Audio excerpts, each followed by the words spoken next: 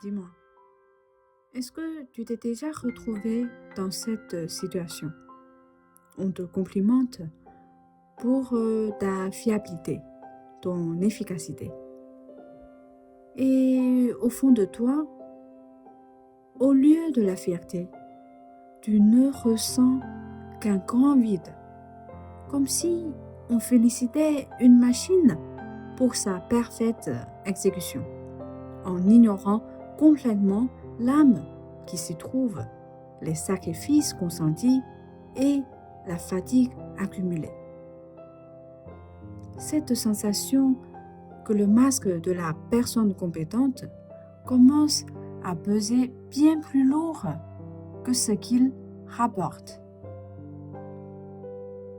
Si c'est le cas, sache que cette fatigue n'est pas un signe d'échec, mais peut-être le premier signal d'alarme d'un système qui nous a poussés à confondre valeur et productivité.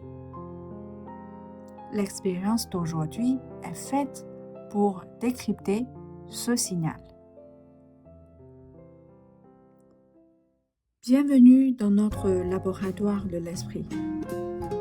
Ici, on ralentit, on observe avec bienveillance et on avance, un pas à la fois, vers une vie plus alignée.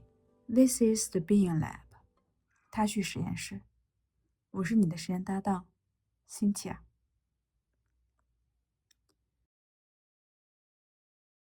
Aujourd'hui, nous allons nous pencher sur un piège particulièrement séduisant et dangereux. Le piège de l'excellence. Celui qui nous pousse à devenir des robots compétents au prix de notre bien-être et de notre joie. Nous allons comprendre les mécanismes psychologiques qui nous y poussent. Cette croyance que notre valeur a une chose à prouver encore et encore. Nous verrons comment ce piège assèche notre énergie et nous éloigne de nous-mêmes. Et surtout, nous cartographierons le chemin pour revenir vers une version de nous-mêmes qui soit à la fois efficace, douce et profondément vivante. Maintenant, entrons dans notre laboratoire des vies atypiques. Je vous présente le cas de la machine épuisée. Imaginez une femme. Appelons-la Claire. Claire est celle sur qui on peut toujours compter. Au travail, elle rend tout, à temps et souvent bien au-delà des attentes. Pour ses amis, elle est le rocher, toujours présente. Sa maison est impeccable. De l'extérieur, c'est un modèle de réussite. Mais à l'intérieur, voici ce que ressent Claire. Chaque félicitation sonne comme une nouvelle obligation. Chaque « merci, t'assure » est interprété comme « continue, ne baisse pas la garde ». Son corps lui envoie des signaux, des migraines qui s'installent, une peau qui devient le miroir de son stress, un sommeil qui fuit. Mais elle les ignore. S'arrêter, ce sera lâcher prise. Et dans son esprit, lâcher prise équivaut à échouer. Le travail est infini, mais le temps, lui, ne l'est pas. Et elle réalise une vérité amère, presque ironique. 让别人以为你是能干的机器人，并没有什么值得骄傲的。Faire croire aux autres que t'es une machine performante n'a rien d'une gloire. et cette autre loi invisible du travail d'équipe. 只有一个人着急时，所有工作都会落在这个人身上。Quand une seule personne s'inquiète, c'est sur elle que finit par retomber l'ensemble de la charge. Et toi? Est-ce qu'un détail de l'histoire de Claire résonne en toi? Pas nécessairement toute l'histoire, mais un fragment, une sensation. Est-ce que tu portes, toi aussi, le poids invisible d'une médaille d'excellence qui s'est transformée en boulet? Passons de l'observation à l'analyse, avec l'équation cœur-raison. Pourquoi tant d'entre nous tombent-elles dans ce piège? Voici 3 clés pour le déverrouiller. Équation 1. La source de la valeur. Le psychologue Alfred Adler nous dit que tout effort humain prend sa source dans un sentiment d'infériorité et la recherche d'une supériorité. C'est naturel et sain. Mais le piège se referme quand nous cherchons cette supériorité non pas en nous comparant à notre moi idéal, mais en nous comparant sans cesse aux autres. Nous ne travaillons plus pour nous accomplir, mais pour ne pas être moins bien que notre collègue, notre ami ou l'image parfaite sur les réseaux sociaux.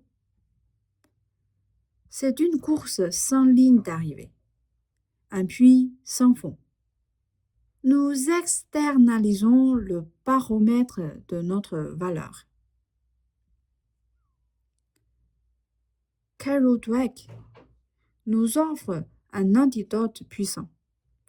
La distinction entre l'état d'esprit fixe, je suis un produit fini, je dois prouver ma valeur, et l'état d'esprit de croissance. Je suis un processus, je peux apprendre et évoluer. Se voir comme un robot compétent, c'est un état d'esprit fixe. La moindre erreur est une panne.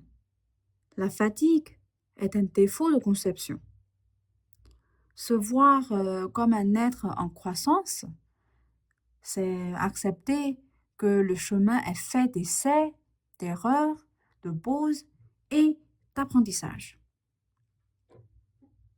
Tu n'es pas une machine qui peut dysfonctionner. Tu es un jardin qui a besoin de soins différents selon les saisons.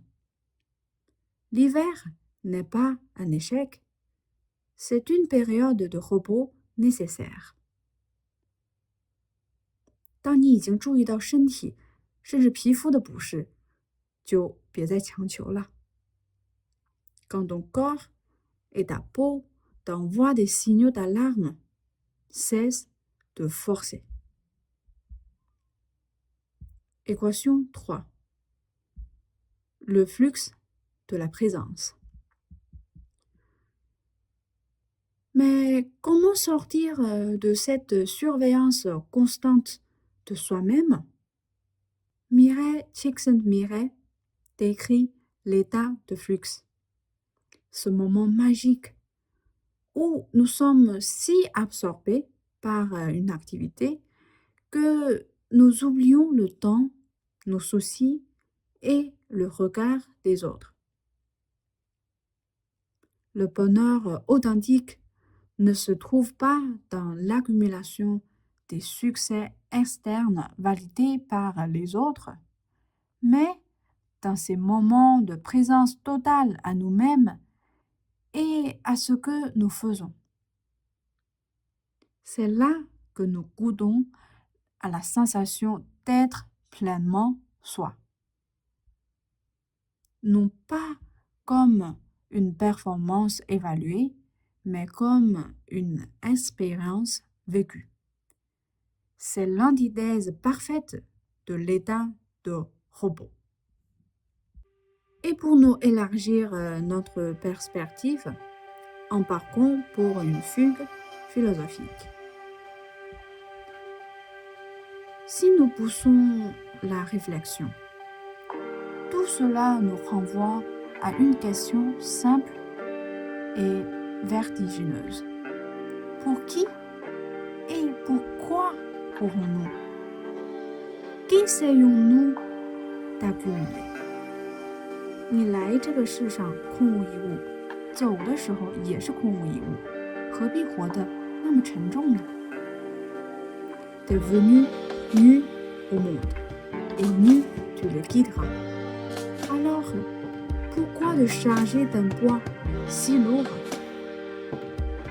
Cette question n'est pas un appel au renoncement, mais à la légèreté, à la redéfinition de ce qui a vraiment de la valeur. La véritable estime de soi, alors, n'est pas une forteresse que l'on défend par la performance et le contrôle. Je la vois plutôt comme une source vive. Une forteresse est rigide, isolante et demande une énergie constante pour être défendue. Une source, elle, est fluide, vivante et généreuse. Elle ne se défend pas. Elle donne naturellement parce qu'elle est pleine. 自爱如泉，真正的自爱不是一座需要拼命捍卫的孤岛，而是一股源源不断的活泉。它先深深地向内滋养自己，满溢出来的部分才能自然而然的、不带牺牲感的滋养他人。S'aimer soi-même, c'est être comme une source vive.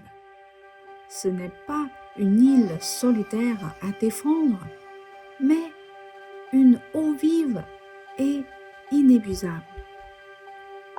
Elle s'alimente d'abord en profondeur et ce qui déborde nourrit naturellement les autres, sans sentiment de sacrifice.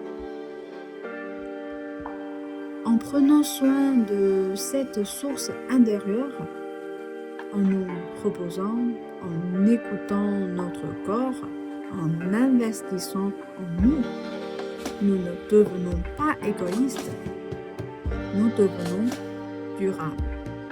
Et c'est de cette abondance intérieure que nous pouvons alors véritablement contribuer au monde, non par obligation, mais par overflow, par débordement joyeux.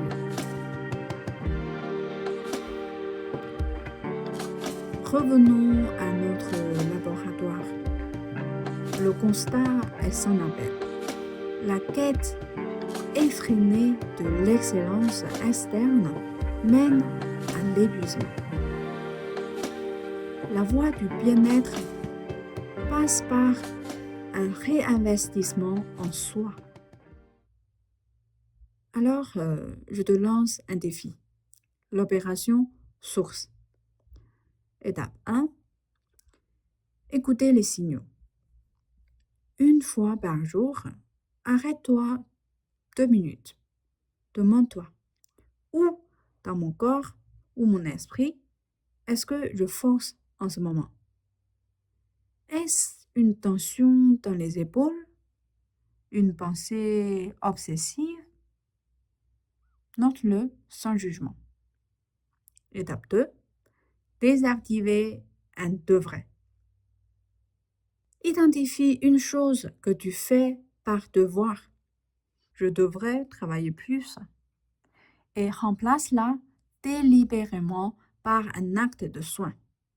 Je choisis de me faire une thé et de regarder par la fenêtre pendant 10 minutes. Étape 3. Investir en toi. Prends la frustration et la fatigue d'aujourd'hui et transforme-la en un micro-investissement pour toi. 将不开心和不服气转化为对自己的投资，而非盲从他人。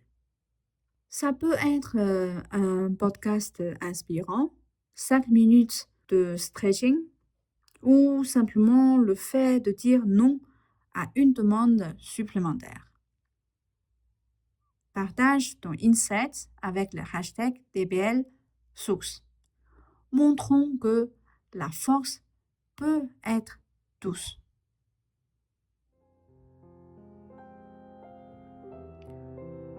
On ne peut pas puiser dans une source à sec.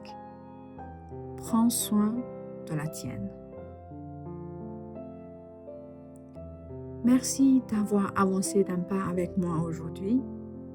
Je suis Cynthia. Et je te dis à très bientôt dans The Being Lab. 下次时间再见。